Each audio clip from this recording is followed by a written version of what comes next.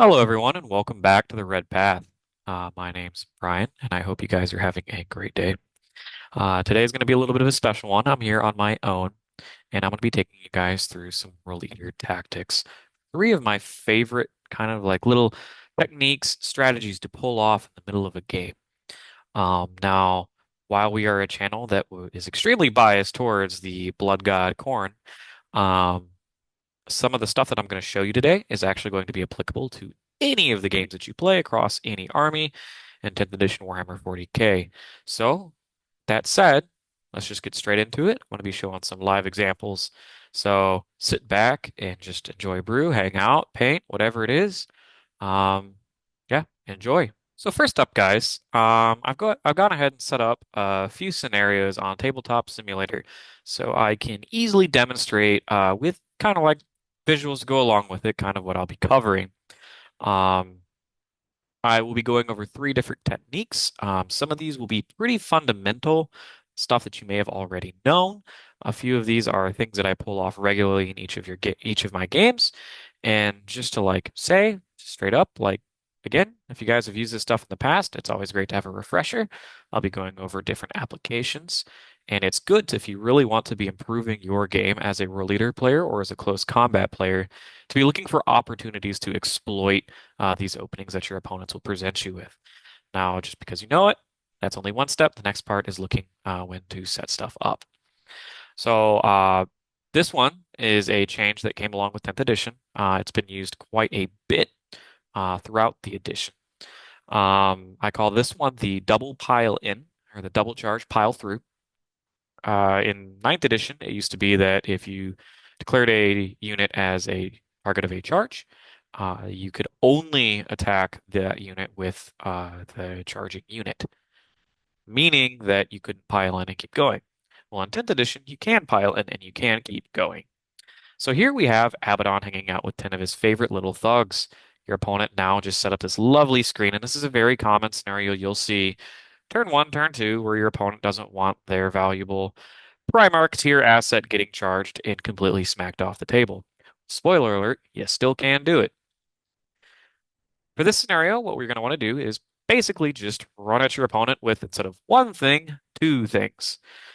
We will use first successful charge with these exalted 8-pound, facing these cultists, followed up with a second successful charge from our dear Lord Avocado.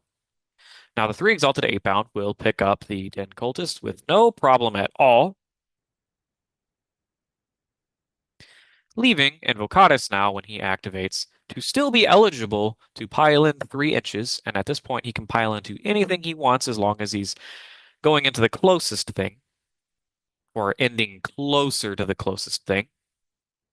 Now he's in basic phase contact with Abaddon, and we have cash money. You're now killing your opponent's Primarch tier model when they thought they were going to be absolutely fine. Now, it's worth noting that you need to be careful with this one. It is a good way to get around fights first. It's a good way to get extra movement. It's a good way to break screens. Be careful with this one, though, because heroic interventions can mess it up, especially if you're trying to get around fights first. Be very careful that you're staying outside of 6 inches, or that you're just knowledgeable that a fights first is coming through. Say Abaddon had fights first in this scenario, say it was something else, you would actually still be able to pile in, activate, and do all of your attacks before the fights first occurs.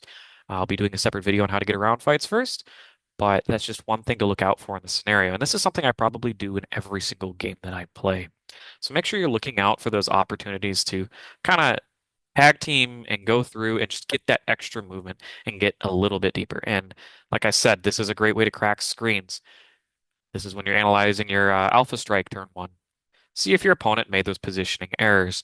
And it's also worth saying that you can only do this and also look out the other way. If your opponent stands 4 inches back from the front of their base on the screen, then you can't pile in and keep going through unless other weird things can happen. But for the most part, if they're not 4 inches back, they are absolutely eligible to get tagged and piled into. Now, the next scenario I want to look at, I like to call the Rhino Wrap. This is very useful if you are looking at an opponent who has a transport in front of you, packed loaded full of some tasty legionnaires, maybe a lord, maybe something juicier, maybe something with fights first. I use this a lot against other world leader players who use their master of executions and leave them on the rhino and keep them out of position. Now, the key for this one is a little tricky and has a few steps that you need to keep in mind.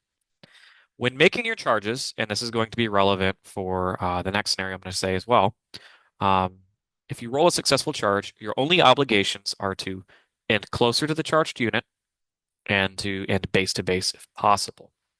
Now, for this, again, similar to the first scenario, it's going to be a 1-2 punch. We're going to be using 2 units.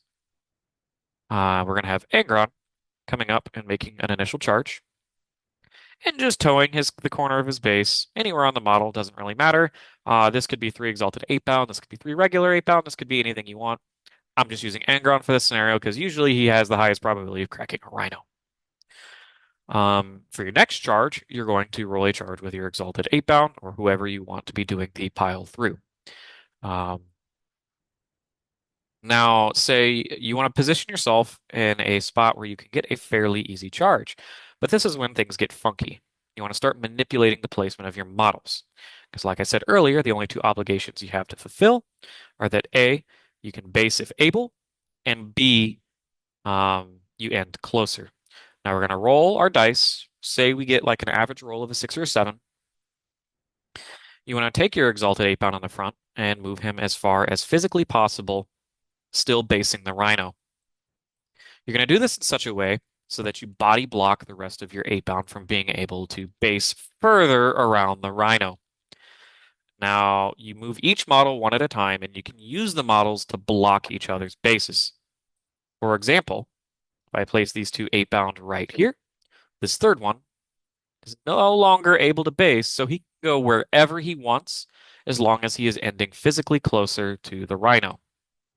So the rest of my guys are going to pile as such. All of these 4 8-bound were unable to base, so they can go where they want as long as they end closer and still touching the rhino. Now, at this point, probably before I even started moving the 8-bound after I saw the successful charge roll, it's kind of awkward, but it's still something you absolutely want to do, and it's good practice just to prevent feels bads. Ask your opponent to pull their models out of their vehicle, yeah, I know even before you've destroyed it, and ask them to set their models up, showing you that they can fit all of their models within 3 inches.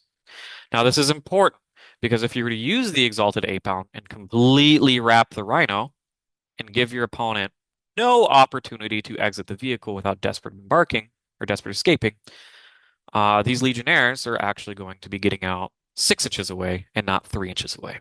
And we don't want that for a reason I'm going to show you in a second.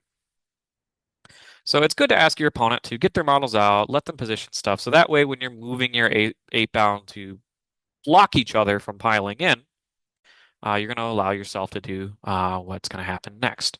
Angron will attack, destroy the rhino. The Legionnaires will pile out in the only way they physically can outside of engagement range.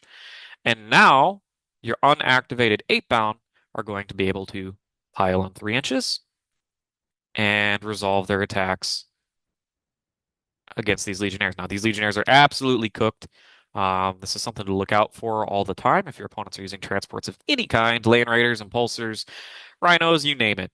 Now, if we had not given my opponent a legal place to set up, they would have emergency disembarked 6 inches away, and they would have been in a position where your 8-bound would not have been able to pile in. So it's really weird because you want to intentionally pile in or activate or complete your charges poorly so that when you activate and pile in, because of your suboptimal charge positions, you force your opponent to get out closer to you, which will net give you a nice little 2-for-1 here.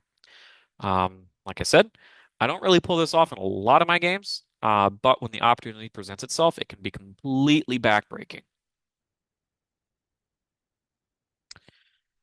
Now, finally, moving on to our third example, which I like to call the slingshot. I was talking about this a lot on my WCW recap, and this is a very good tool for kind of catching your opponents off guard, hitting charges that you really shouldn't be hitting, and just making all around like a really hard to predict play. Now this is all after my models have moved. And I think I mentioned I was like charging models that were like 30 inches away from me in the WCW recap, which you guys should go check that video out. I talk about actually pulling this off quite a bit and to a lot of my opponent's surprises. Um, or surprisement. So these berserkers just shot out of a rhino. They move 17 inches. And I absolutely want these rubrics dead. I want them dead. But currently, my Master of Executions is 11 inches away from these Rubric Marines. It would be absolutely crazy of me to attempt to roll a 10 on the dice right now and probably get all my Berserkers killed with completing no charge. Now, there's a Mutalith Vortex Beast just chilling right here, and it's in an unfailable charge range from these Berserkers. I have Invocatus here as well. He's an optional piece. Remember, any of these models could be substituted with anything. The Slingshot also works very well with Exalted 8-Pound. The same thing with Invocatus. He could be a Rhino. He could be literally whatever you want. Probably not Jackals or something because he could get screwed over here in a second, which I'll show you. And then Angron is also optional here. The plus one to charge is very useful. So what you're going to do is you're going to first, with your optional Invocatus, declare a unfailable charge, pile in such a way that you don't make your Berserker charge unfailable. Now, like I said, this is an exact scenario that happened at WCW. Because the next thing I'm going to do is I'm going to declare a charge on the Mutalith Vortex Beast with my Khorne Berserkers, who already moved 17 inches this turn. Now, with plus one to charge from Angron, we're going to roll a, let's say, average roll of a 6 or a 7. Like I said, every model that can base will base this Mutalith Vortex Beast. And I'm going to position my Berserkers in such a way that thanks to Invocatus being nice and chunky with his base, and these Berserkers body blocking for the next row of Berserkers, no one else can base this Mutalith Vortex Beast, meaning I have met the first condition of the charge that I have based if able. Now, the rest of my models, the only condition that they have to meet is that they have to end closer to the Mutalith Vortex Beast than when they started. Now, my Master of Executions is currently 12.5 inches away from the Vortex Beast. I rolled a 8 or a 7 on the charge, which Angron, with his plus 1 to charge aura, has effectively given me 8 inches of movement. I am then going to move my Master of Executions 8 inches this way. I am now less than 12.5 inches like I was before. So I am legally completing the other point of the charge move. I am closer to my charge target. And then the rest of the Berserkers will follow suit to maintain coherency.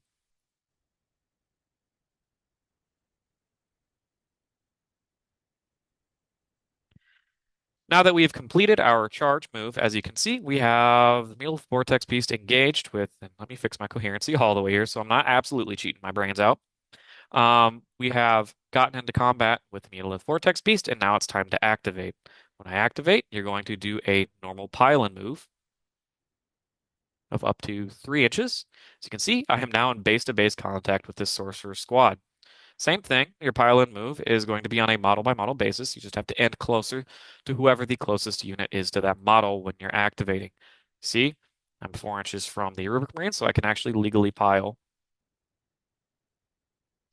closer, maintain coherency, and due to pulling this off, I get a single Khorne Berserker and the Master of Executions into this character and these 5 Rubric Marines. Now, the Master of Executions with Berserker Glaive will absolutely decimate this squad, and it's something your opponent won't have seen coming. Now, like I said, you already moved 17 inches with your Berserkers, and you just basically made a 12-inch charge that you really didn't have to try that hard to get. So these Berserkers have moved effectively 30 inches in one turn. Now, the slingshot maneuver is incredibly useful in that it usually gets you just extra value, right? Like, say you roll low, and say you roll a 3 or a 4. I mean, it was an unfailable charge for this Mutalith Vortex Beast anyways.